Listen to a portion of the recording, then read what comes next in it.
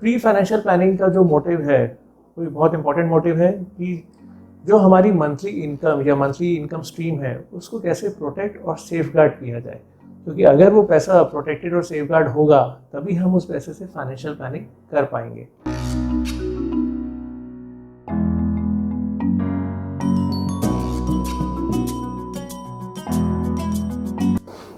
Good morning friends, आज का हमारा टॉपिक है प्री फाइनेंशियल प्लानिंग। बेसिकली जब हम लोग किसी का फाइनेंशियल प्लान बनाते हैं तो हम उससे एज, उनकी इनकम, उनका रिस्क एपेटाइट वो सब लेके एंड उनसे एक सर्टेन अमाउंट इन्वेस्ट करने के लिए बोलते हैं। उस फाइनेंशियल प्लान के अकॉर्डिंग जो भी उनके गोल्स हैं वो अचीव करने की कोशिश करते हैं।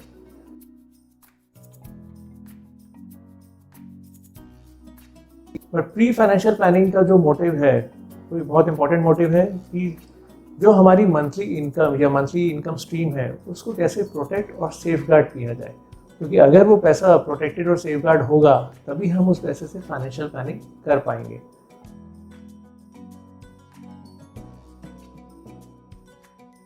तो प्री फाइनेंशियल प्लानिंग में सबसे इम्पॉर्टेंट टॉपिक जो पहला है दैट इज की हेल्थ इंश्योरेंस। हमने हमारे लास्ट वीडियो में टर्म इंश्योरेंस के बारे में बात करी थी, अभी हम थोड़ा सा हेल्थ इंश्योरेंस के बारे में बात करेंगे।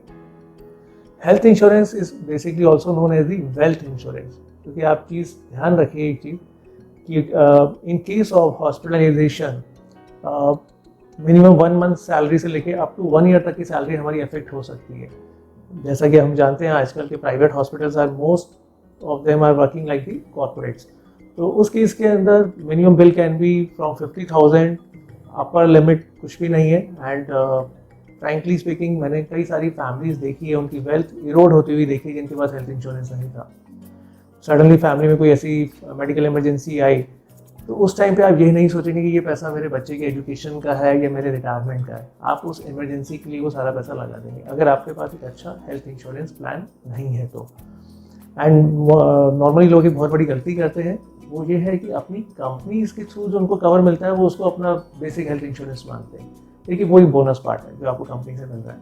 अपना एक पर्सनल हेल्थ इंश्योरेंस पॉलिसी जरूर लेके रखिएगा, क्योंकि मोस्ट ऑफ द टाइम कई लोग 40-45 के बाद अपना कुछ वेंचर स्टार्ट करना प्रेफर करते हैं जॉब छोड़ के।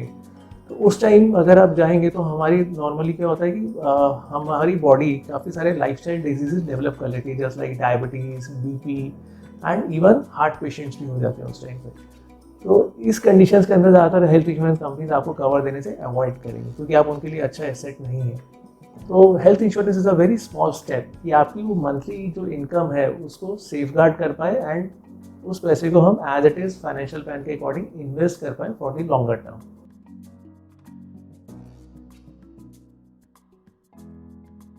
Next step is always cover your loans. हमने लास्ट टाइम टर्म प्लान के बारे में बात करी थी कि हमारी टर्म प्लान कैसे हमें हेल्प कर सकता है कि इन केस ऑफ हमारी एब्सेंस में हमारी इनकम को कवर करने के लिए।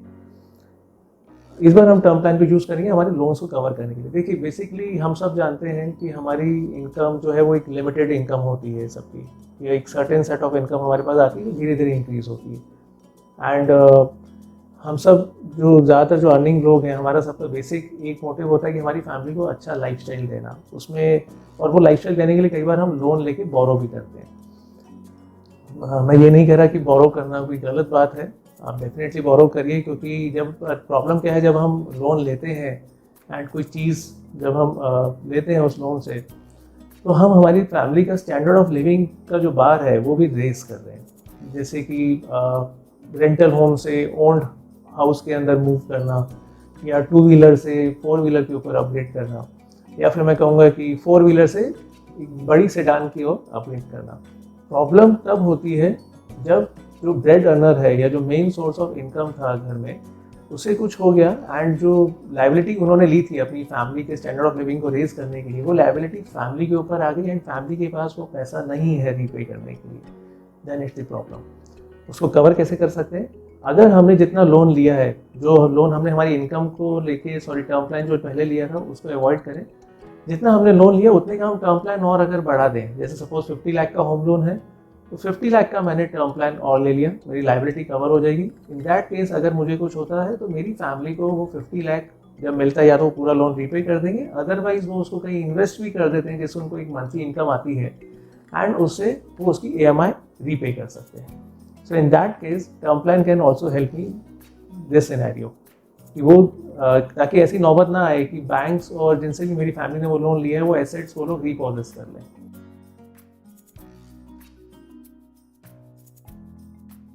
And the last step is don't get addicted to the credit cards. मैं जानता हूँ कंज्यूमरिज्म का एज है एंड बड़ा इजी है कहीं भी किसी भी मॉल में जाके अपना क्रेडिट कार्ड फ्लैश करना, और हमें आज की तारीख में चीज़ों को होता है ना किसी चीज़ को खरीदने के लिए डिले नहीं करना पड़ता, क्योंकि क्रेडिट कार्ड कंपनी मेरे साथ लाइक एक बड़ा अच्छा वो लाइन बोलते हैं, बाय नाउ एंड पे मी लेटर. मैं हूँ ना तुम्हारे लिए पे करने के लिए, एंड हमें लगता है ये पैसा हमारा नहीं है खर्च करते time. And best part is कि मैं अगर 100 रुपीज़ खर्च कर रहा हूँ तो वो मुझे कहते हैं कि आप सिर्फ 5 रुपी मिनिमम अमाउंट हमें पे कीजिए, बाकी हम आउटस्टैंडिंग में ले जाएंगे. But there is a very fine print line in that, इसमें लिखा होता है कि 3 to 4% आपसे पर मंथ इंटरेस्ट चार्ज किया जाएगा. दैट मीन्स कि 36 to 48% का पर एनम का ब्याज आपको देना पड़ेगा उस आउटस्टैंडिंग अमाउंट के ऊपर. एंड ज़्यादातर लोग क्या करते हैं, क्योंकि क्रेडिट कार्ड कंपनीज उनको एनकरेज करती है कि आप सिर्फ मिनिमम बैलेंस पे कीजिए, तो इन दैट केस कई लोग क्या करते हैं कि सिर्फ मिनिमम बैलेंस ही पे करते रहते हैं एंड वो आउटस्टैंडिंग बढ़ता जाता है, और उसके ऊपर पावर ऑफ कंपाउंडिंग के साथ इंटरेस्ट के ऊपर इंटरेस्ट आप देते रहते हैं at the rate of 36 to 48%. और यहाँ से शुरुआत होती है डेट ट्रैप के अंदर. आप एक ट्रैप के अंदर फंस जाते हैं, एंड जब आप इतना पैसा सिर्फ लोन्स और EMI देने में ही देते रहेंगे तो आप अपने फाइनेंशियल प्लानिंग के लिए सेविंग्स कहाँ से करेंगे. So that's why credit card का पॉइंट हमने प्री फाइनेंशियल प्लानिंग में ऐड कर रखा है. Always remember, credit card is not the cheapest source of finance. ये चीपेस्ट सोर्स नहीं है. अगर आप क्रेडिट कार्ड को यूज़ कर रहे हैं तो हमेशा ये ध्यान रखिए कि आप मंथ एंड तक उसका पूरा बैलेंस रीपे कर दीजिए. क्रेडिट कार्ड आपका लॉन्ग टर्म लोन की तरह नहीं हो सकता कभी भी. एंड फ्रेंड्स, अगर आपने ये बेसिक स्टेप्स फॉलो कर लिए हैं लाइफ में, देन आप फाइनेंशियल प्लानिंग के लिए तैयार हैं.